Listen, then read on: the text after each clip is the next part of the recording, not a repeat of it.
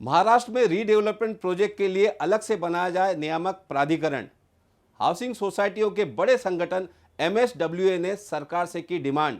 नमस्कार, मैं आपका होस्ट और दोस्त सुनील शर्मा स्वागत करता हूं खास कार्यक्रम महाचर्चा महासेवा के साथ में। महासेवा न्यूज व एमएनएस मीडिया न्यूज सर्विस की इस खास पेशकश में हम चर्चा करेंगे हाउसिंग सोसाइटियों के रीडेवलपमेंट प्रोजेक्ट के लिए अलग से नियामक प्राधिकरण की क्यों उठ रही है मांग। जी हां, मुंबई और महाराष्ट्र के प्रमुख शहरों में पुरानी हाउसिंग सोसाइटियों का रीडेवलपमेंट जोरों में चल रहा है। इसमें लोगों को बहुत सी परेशानियों का भी सामना करना पड़ता है, जैसे स्टॉल प्रोजेक्ट का हो जाना, बिल्डर द्वारा बाकी रेंट ना देना, बिल्डर द्वारा सही समय पर काम पूरा ना करना, कुछ मेंबर की वजह से प्रोजेक्ट को रोका जाना, ऐसी कई सारी प्रॉब्लम्स। इसलिए हाउसिंग सोसाइटी के रीडेवलपमेंट प्रोजेक्ट के लिए अलग से नियामक प्राधिकरण बनाने की डिमांड हाउसिंग गुरु रमेश प्रभु ने की है। एमएसडब्ल्यूए यानी कि महाराष्ट्र सोसाइटी वेलफेयर एसोसिएशन ने हाउसिंग मिनिस्टर अतुल सावे से डिमांड की है। और महाचर्चा में इस ज्वलंत विषय पर हमारे साथ बात करने के लिए मुंबई से कुछ खास मेहमान जुड़े हुए हैं। बिल्डर एसोसिएशन ऑफ इंडिया के आनंद गुप्ता, सीनियर एडवोकेट उदय वाविकर और एमएसडब्ल्यूए के अध्यक्ष सीए रमेश प्रभु, आप सभी का महाचर्चा में स्वागत है। सबसे पहले रमेश प्रभु जी, रीडेवलपमेंट में गति पकड़ने के प्रमुख कारण क्या हैं और आपकी यह संकल्पना क्या है? जो 2034 जो डीसीपीआर आने के बाद और इसके बाद ज़्यादा रीडेवलपमेंट हुआ, क्योंकि एफएसआई बढ़ गया, टीडीआर का सुविधा बन गया, फंजिबल एफएसआई का बेनिफिट हो गया और लोगों को सुविधा भी चाहिए, तो बिल्डिंग ओल्ड होते गया, तो इसके लिए रीडेवलपमेंट हो रही है। उसी तरह से आज यूनिफाइड डीसीपीआर आ गया जो अक्का महाराष्ट्र में लागू है। उधर भी एक्सिलरी एफएसआई, टीडीआर एफएसआई, बाकी का बेसिक एफएसआई सब बढ़ते गए रोड का विड्थ के हिसाब से। उधर भी डेवलपमेंट का दौरा चल रहा है, जैसे कि नवी मुंबई, नागपुर, पूना, नासिक, बहुत जगह में चल रहा है। तो वसई विरार, भाईंदर, मीरा रोड। तो अभी सवाल आता है कि ये जो रीडेवलपमेंट करते टाइम क्या इसका कोई संरक्षण है, कायदा का संरक्षण है, क्या एग्जिस्टिंग सोसाइटी का मेंबर को कोई संरक्षण है, मेंबर का होने के बाद बिल्डर यदि काम नहीं करते तो कोई संरक्षण है? बहुत दुख से कहना पड़ रहा है कि ऐसा कोई अथॉरिटी नहीं है। एक लाचार हो गया, लेकिन है करोड़ों का कीमत का है और बिल्डर लोग जो एग्जिस्टिंग सोसाइटी का मेंबर या नया वाले को तकलीफ दे रहे हैं। हालांकि नया लेने वाले के लिए तकलीफ नहीं होना चाहिए, इसके लिए रेरा आया है। लेकिन रेरा में एक कायदा है सेक्शन 3 सबसेक्शन 2 क्लॉज सी में कि यदि रीडेवलपमेंट का पोर्शन है वो आएगा नहीं, रीडेवलपमेंट का पोर्शन जो है वो रेरा में नहीं आएगा। यदि वो रेरा में नहीं आते तो वो किधर जाएंगे? तो इसके लिए हमारा ये मांग है कि आज एसआरए का रीडेवलपमेंट हो रहा है, माडा का रीडेवलपमेंट हो रहा है, सिडको का इधर रीडेवलपमेंट हो रहा है, बीएमसी का लैंड में रीडेवलपमेंट हो रहा है, प्राइवेट हाउसिंग सोसाइटी रीडेवलपमेंट हो रहा है। तो रीडेवलपमेंट का जो पोर्शन है, एटलीस्ट एग्जिस्टिंग मेंबर का जो रिहैब पोर्शन का जो रीडेवलपमेंट का, वो नियंत्रण करने के लिए, वो बिल्डर के ऊपर अंकुश करने के लिए, और यदि कामकाज कम करते हैं तो उसको किस तरह से रीडेवलपमेंट का अंजाम दे सकते हैं, उसका कोई पॉलिसी बनाना है। तो मुझे लगता है कि रेगुलेटरी अथॉरिटी होना चाहिए। जिस तरह का रेरा का जो परचेज एंड सेलिंग का नया फ्लैट वाले के लिए है, उसी तरह से रीडेवलपमेंट का एग्जिस्टिंग वाले का रीडेवलपमेंट होकर नया बिल्डिंग मिलने के लिए एक रेगुलेटरी अथॉरिटी होना चाहिए। रमेश प्रभु जी, हमारे साथ बने रहिए, हम थोड़ी देर में आपसे फिर से महत्वपूर्ण चर्चा करेंगे। आनंद गुप्ता जी, बीएआई बिल्डर एसोसिएशन आपकी इंडिया की तरफ से क्या प्रतिक्रिया देना चाहेंगे? मुझे ऐसा लगता है कि ये जो सब्जेक्ट है ना रीडेवलपमेंट का, ये पूरे एमएमआर एरिया और पूना एरिया के लिए ज्यादा कंसर्न है। और जितने भी लोग इसके बेनिफिशियरीज हैं और जो अफेक्टेड है वो इसी एरिया में रह रहे हैं। बाकी एरिया का प्राइस कम होने के कारण, सेल प्राइस कम होने के कारण वहां पर ये अभी तक रीडेवलपमेंट किसी भी रूप से सक्सेसफुल नहीं। और पूरे देश में बाकी पार्ट ऑफ द कंट्री में तो ये विषय है ही नहीं। इसके लिए शायद रेरा में इंक्लूड करना उनके लिए मुश्किल होगा, क्योंकि रेरा एक्ट पार्लियामेंट का बना हुआ है और पूरे देश में लागू है। हाँ, लेकिन आपका ये जो विषय जिन्होंने भी निकाला है बहुत जरूरतमंद सब्जेक्ट है और ये बहुत कंसर्न है, पर्टिकुलरली एमएमआर एरिया के लोगों को इससे बहुत फायदा होगा यदि वो सेपरेट रेगुलेटरी बॉडी बनाए जो कि जितने भी रीडेवलपमेंट के प्रोजेक्ट्स हैं उनको रेगुलेट करे। उनके ऊपर जिस ढंग से रेरा एक वॉचडॉग की भूमिका अदा करता है, वैसे वो वॉचडॉग की भूमिका वो रेगुलेटर अदा करे। तो इससे न सिर्फ सिटीजन का फायदा होगा, इवन ये जो डेवलपमेंट हो रहे हैं रीडेवलपमेंट का, उसको एक स्मूथ सेलिंग होगी, डेवलपर भी डिसिप्लिन में रहेंगे और चेक एंड बैलेंस बराबर रहेगा। तो जो एक शंका सुबह होती है डेवलपमेंट करते समय लोगों के मन में, वो सब निकल जाएगी। और मुझे ऐसा लगता है रेगुलेटरी बॉडी की बहुत ज्यादा आवश्यकता है, पर्टिकुलरली जिस ढंग से मैंने देखा है लोगों का सफरिंग, और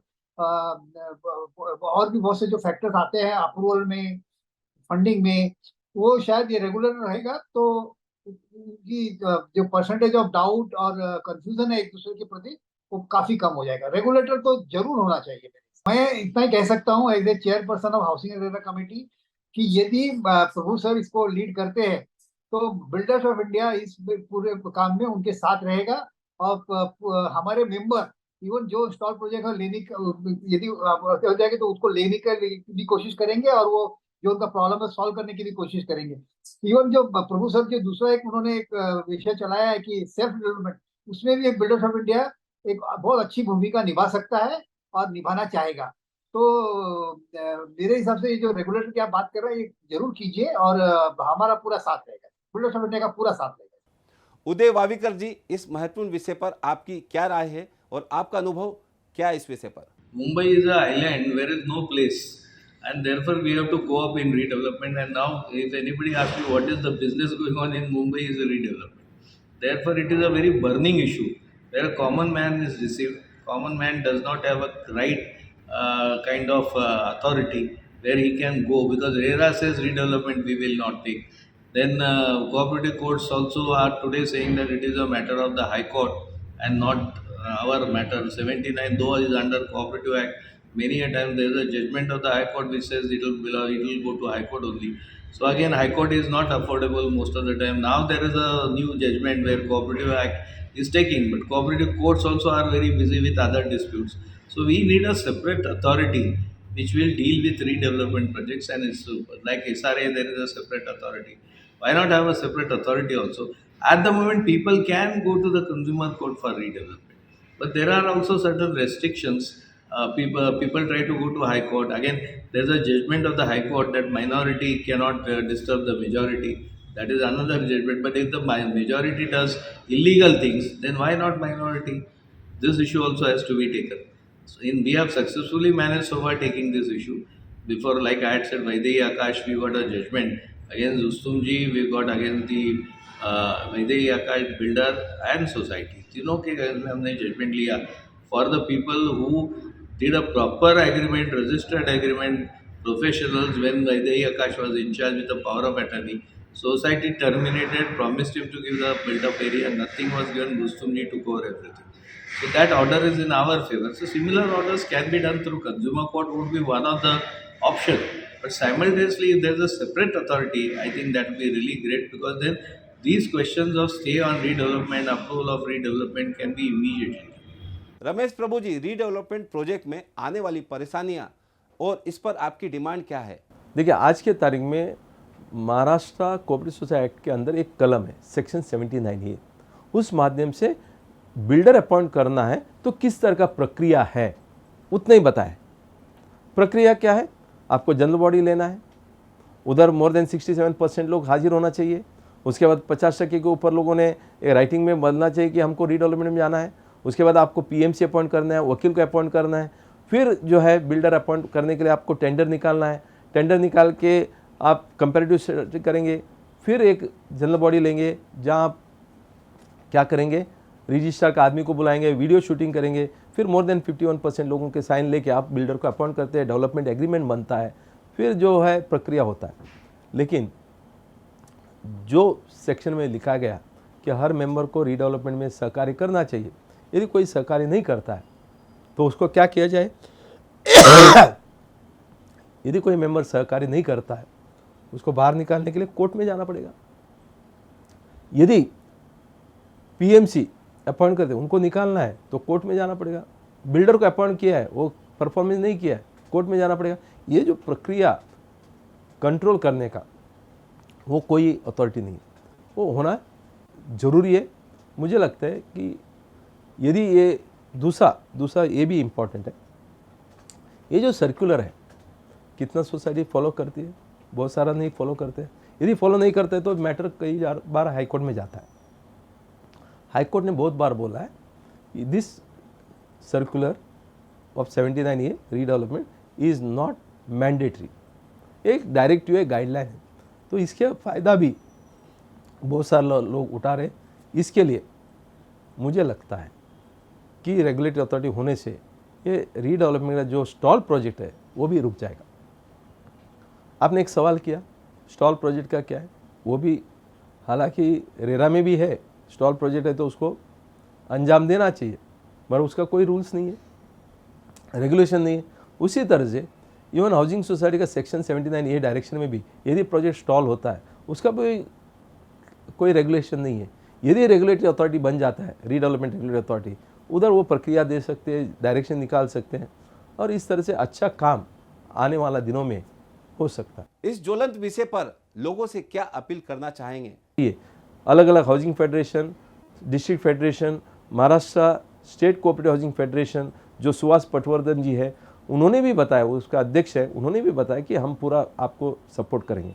अब इसके लिए हमने क्या किया, एक ओपिनियन बिल्डिंग के हिसाब से हमने अलग अलग सेमिनार में लोगों का जागरूक किया है, अलग अलग NGO से हमने कांटेक्ट किया है और अलग अलग पत्रकारों से हम मिलके ये एक जिसको हम बोलते हैं एक ओपिनियन बिल्डिंग का एक्सरसाइज शुरू किया।